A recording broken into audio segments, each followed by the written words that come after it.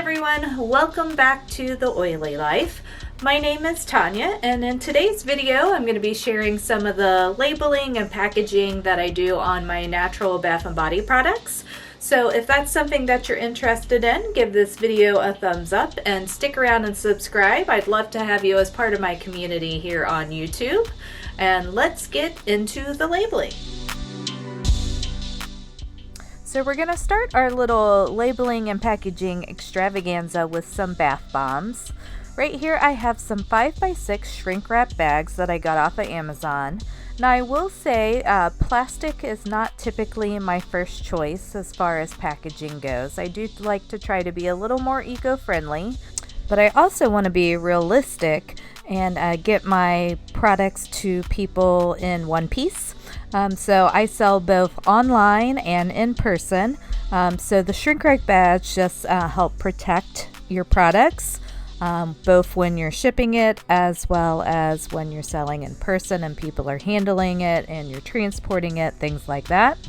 So currently I am just using these bags I got off of Amazon. Ideally in the future I want to get a shrink wrap system, and I know the national shrink wrap system is one where you can get like the biodegradable film. So ideally that's what I want to get in the future, but you know, baby steps, so you got to save up for stuff like that. So for right now we're gonna stick with the bags, and so far I found they do a really good job, and I've been happy with how they turned out.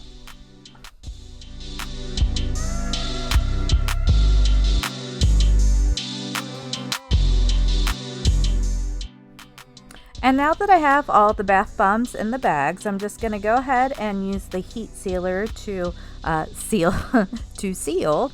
hence the name, to seal the bags. What you're seeing, if you see kind of a shimmer or a film on the bag, that is just glitter from the bath bomb. That's not anything, dirty or anything like that. It's just glitter, because as you get the bath bombs in the bags, the glitter tends to spread everywhere.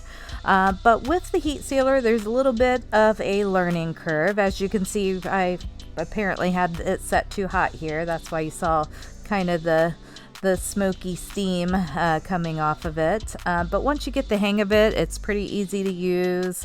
It is better to go ahead and seal the bags this way than with something like tape, because the tape can come off, your products can come out of the bag, plus it just doesn't have as clean of a look if you tape the back. At least in my opinion. I did, when I first started shrink wrapping, I did just tape the back, but I just wasn't really happy with how it looked after I taped it. So I went ahead and invested in the heat sealer. It wasn't very much. I think it was around $25. And, so it's been well worth the investment. And now for the fun part, which of course is the shrinking. So I have a heat gun here. I got it off of Amazon. It's super easy to use. It has 2 different heat settings. It works best when you use it on the high setting for this particular one, but there are 2 different ones in case you have any other projects that would need like a lower temperature. So I just like to start going around the edges, and then as you go, you want to try to press in the corners. If you don't press in the corners, they can be a little sharp. So I like to just kind of press them as I go. You do have to watch because it does get pretty hot, and you don't want to burn yourself, but I just kind of let it cool for a second and then press those corners in, and it just looks much cleaner that way. As you can see here, it fits right around the bath bomb, and it's all sealed up nice. And then I'm just going to add my label to the back. I use a 2-inch craft label, and I get these from onlinelabels.com.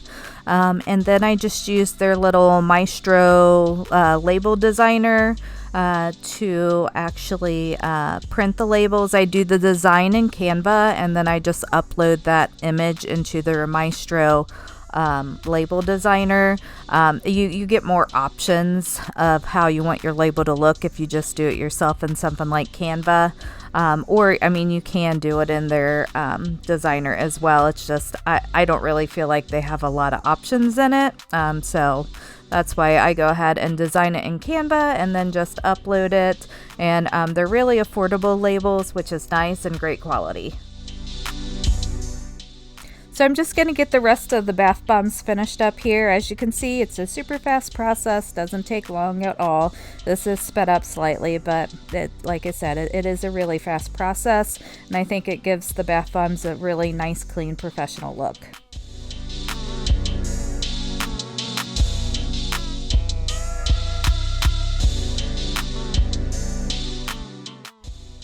So next I am putting the finishing touches on some bath salts.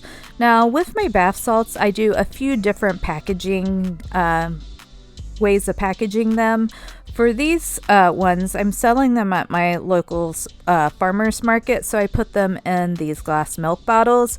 I usually don't ship the glass milk bottles just because it does add a lot of weight to the package, and also just the chance of it breaking.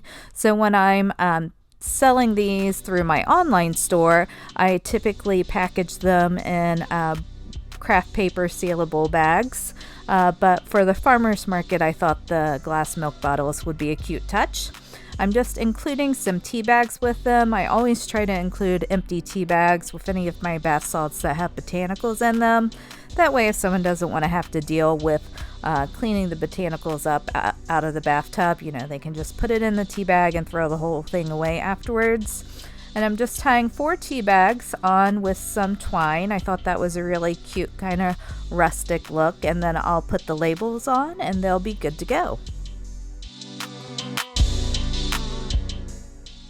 Now we're going to move on to packaging up some soaps. Now this I do exactly the same as the bath bombs, except I take the label and I put that right on the soap and then seal it in the shrink wrap.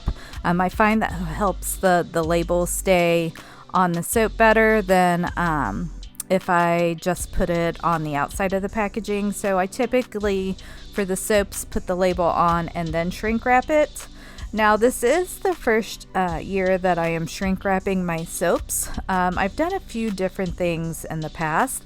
I did use boxes for a while, but those are not quite as cost effective.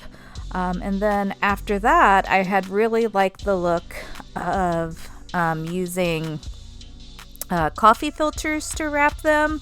The only problem with that is when you are doing anything at like a farmer's market or something like that, and you wrap it in the coffee filter, then no one can see what the soap actually looks like. I have also left the soaps naked and just put the label directly on them and sold them that way. But I found when I was transporting them to and from the farmers markets, they just got too banged up, and I wasn't really happy with how they were looking after being transported so much. So this year I've landed on shrink wrap. Like I said, it's not my favorite method just because it's not quite as eco-friendly as doing either the coffee filters or just leaving the soap naked. But in the end, I want the product to stay looking nice, and I want it to get wherever it needs to be looking its best, as well as be able to transport it back and forth when I do in-person events like farmers markets without it getting so banged up. And that is kind of part of what goes along with running your own business. Sometimes there's a little give and take.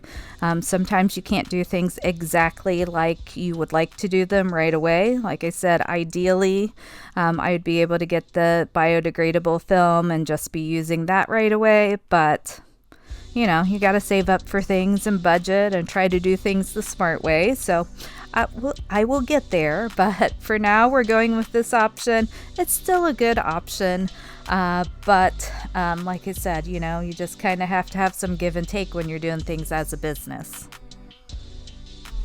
So now that I have all of the soaps in their shrink wrap bags, then I'm going to go ahead and use the heat gun and get them all sealed up. I do it the same way that I do with the bath bombs.